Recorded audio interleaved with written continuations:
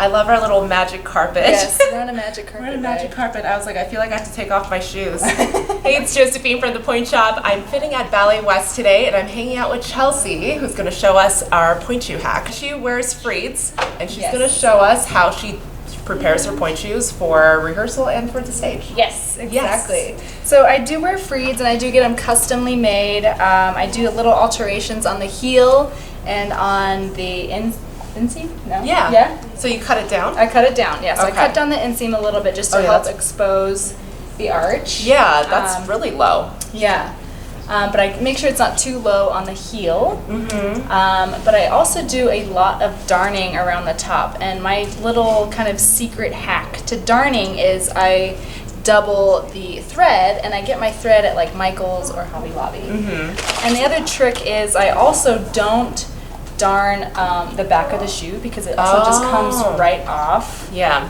I see, because when you're dancing, it rubs off, right? It rubs right off. So I will start just at the corners. I pull all the way through, and then I'll put my finger on the inside of it just to hold the thread so we don't get any issues. And then I loop it around from the, like away from the needle, yeah? Mm-hmm. And then I pull through. So you're making a knot. A nice little knot, yes. And you don't have to go over it a ton of times because you doubled up on the thread. That makes sense. So that's my little shoe hack for darning. Yeah, so double up on the thread if you don't want to go over it again and again. Yes, and also when you're darning, make sure if you are using jet glue or hot stuff that you are putting that on after you darn, because when you put the glue in first and then try and darn, it's so hard to get through the satin. Oh yeah, that's true. Yeah, so I always will glue after. It turns into like plastic, so it's like hard to push it through. Yes, exactly. After I do all the darning and the sewing, I will kind of just put my weight forward onto it, or I'll have one of the boys step on it. So that you want a lot of weight. Yes. Yeah. Just because, you know, you want it to expand out and you want it to flatten, and that kind of helps the cardboard. And then I will do a nice like break. At the arch. Oh, I love that sound. I know. It's frightening and it's like so satisfying at the same time. Yeah. So that's just typically how I break it in.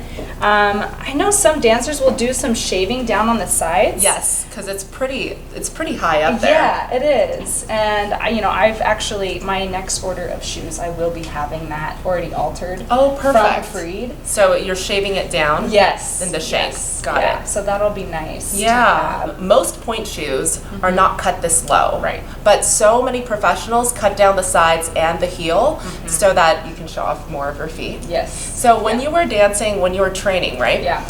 Did you ever have problems with your heel slipping off? Always. So how do you keep that on? Rosin. Rosin. Rosin is key, especially if you are, when you're wearing tights, when you're doing a classical ballet, you have to put rosin on your heels. Sometimes water and then rosin, and then put your shoe on, or even like flip your shoe inside out, put it in the rosin box and rub it through. That helps. And then I'll even put rosin on my toes and through my toe pads if I am. So it grips. Yes, everything grips and you're just locked in. Yes, get it in there. Now, how long does this last you?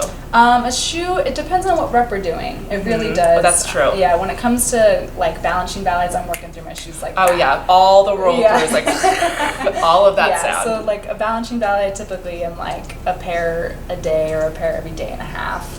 And then when it comes to like Nutcracker and other things, some of the contemporary stuff, they'll last me 3 or 4 days. Okay. But I like to rotate. Rotating is really important for me. Because I think it helps your foot kind of go in and out of the phases of the shoe, and sometimes when you're in too dead of a shoe, you're causing injury. That's true.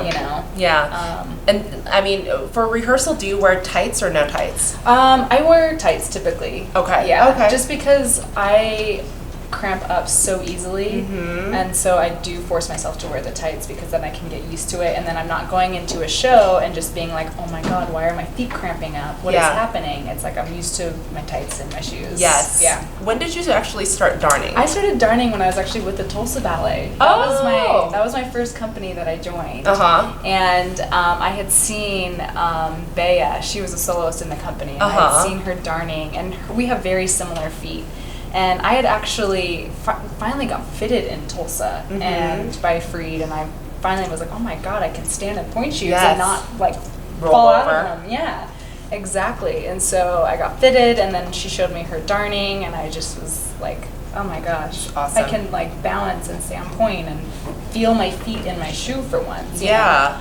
Because the Freed is already tilted back a little bit. This one doesn't really look that tilted though. Yeah. But do you have a tendency to fall forward? I typically do, but I also did ask for my pair that are coming in this next season or the following season to kind of shave this down more, because this, you see how it kind of goes straight up? Yes. That prevents my toes from fully pointing. Yes. And I like confirmed that with them this past season when the Freed Oh, yeah. fitters were here. I was like, this has just been an issue for me. I was like, the ends of my boxes are not pointing. My toes just curl up, and then my box doesn't continue. And so we're gonna shave this down. So it's gonna be even more tilted. Yes. Okay, so this is the big difference that I see between professionals and dancers in training. Yeah. Dancers in training, they like everything completely flat, everything to be super, super sharp. Right. Because they kind of want to balance and they get stuck up there. Yes. And there's just such an evolution with your feet each year. Oh, yeah. You know? Even as a professional, right? As a professional, yeah. Her feet are done growing, guys. Her feet are done growing. But it's still, you still have to get refitted, and then you still have to kind of experiment with different things. Do you jet glue or anything? Yeah, I will typically do a little bit of hot stuff at the box